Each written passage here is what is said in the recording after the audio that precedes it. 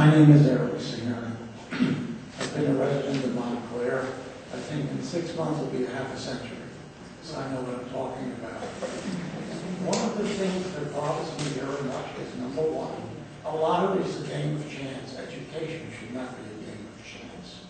That's the first thing. And the second thing we have a government called the United States of America who does not do enough for education. And that is a major problem, and it's pushed on the state. And this state, I think, is shortchanged with the amount of money that we send to Washington and the little money that we get back.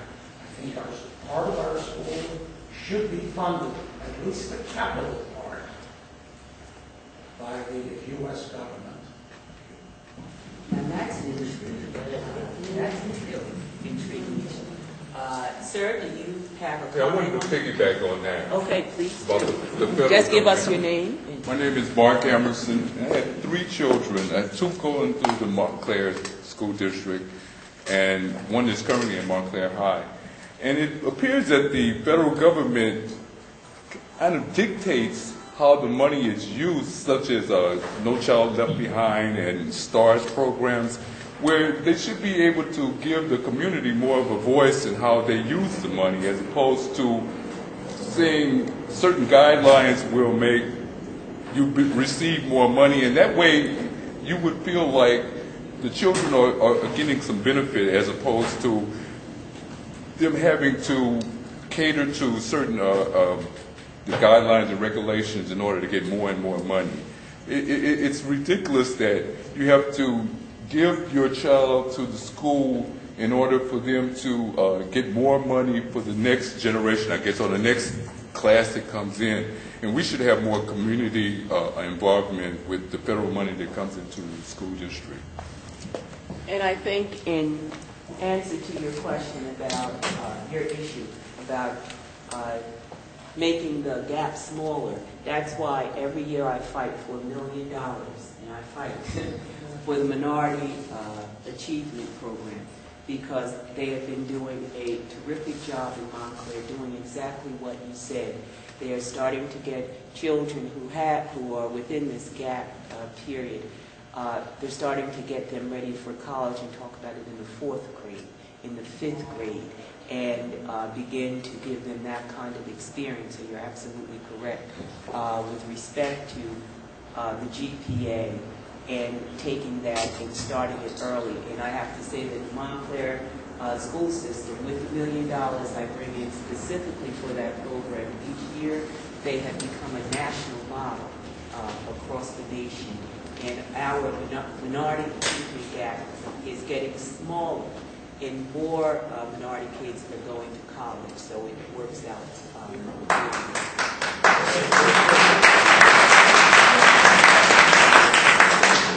But do you think, in order to do all of that,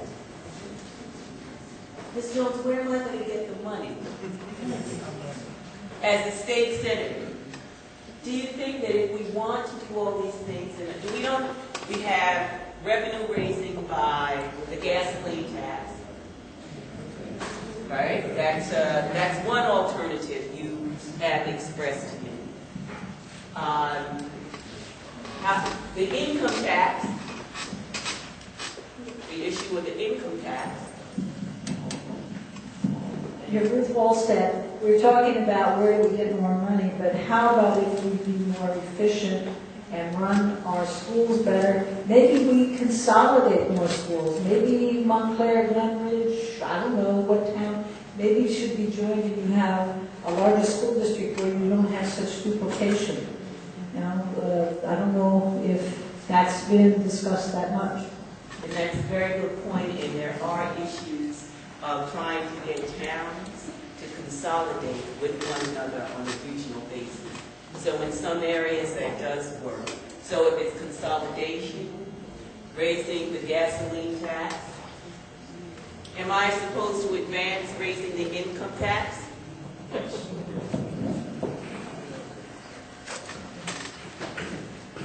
It seems to me that the solution is to take the burden of financing education off of the property owner. In other words, leave property taxes simply to run municipalities and to pay the county or whatever else we have to do. But if the education is funded at the state level by an income tax, then you solve so many of your problems in terms of your senior citizens. When their income goes down, then they are paying a lower rate for the schools or for whatever. It takes care of those inequities. Property taxes started when your major asset in life was your property. But that's no longer the case. Major money now is in assets of all sorts. And so people who have those assets other than their houses should be paying a greater portion that they can afford for our education. I mean, my husband and I bought a house when we could get a house very cheaply. My daughter, who has a young family, is slammed to the wall with property taxes. So we have to come up with a new solution, because the American dream is owning a home. And the American dream is staying in your home as long as you need it and want it. So I think it has to be the income tax. There are a lot of inequities that would be solved. Now, you know this is a great crowd here. So the income tax, do we have any other, do you think that the income tax is an equitable position, or do you think that we should not tax people who are being taxed already in the high bracket? That is the silver place in my pleasure. As far as the income tax, I remember listening to the comments. It reminds me back in 1993 when a certain person was running for governor And that promised is me. everybody 30% income tax reduction. You know, everybody went running to the polls and they voted for the person.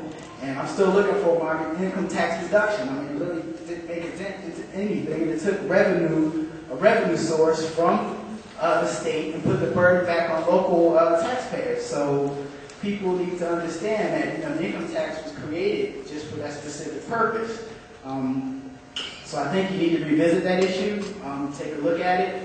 I don't know. I mean, maybe there's some creative formula that can be created to look at where people actually live and come up with some reasonable income tax rate for specific communities. Maybe it's done regionally. I don't know. Also, you probably need to look at some other possible sources to raise revenue. I mean, basically the state is a public corporation. I mean, the way they get revenues is through taxes and fees. So you got to look at different areas. I don't know, maybe you want to pay a couple of pennies for clothing, maybe you want to have another tax that's more broad-based, more equitable for everybody. I don't know what particular areas, but maybe an analysis needs to be done. In my opinion, I mean, you can talk about efficiencies, you can get consultants in to look at different agencies, different schools, but I don't think you're going to be able to come up with the chunk of revenue source that you're going to need to provide a thorough, efficient education. Very good.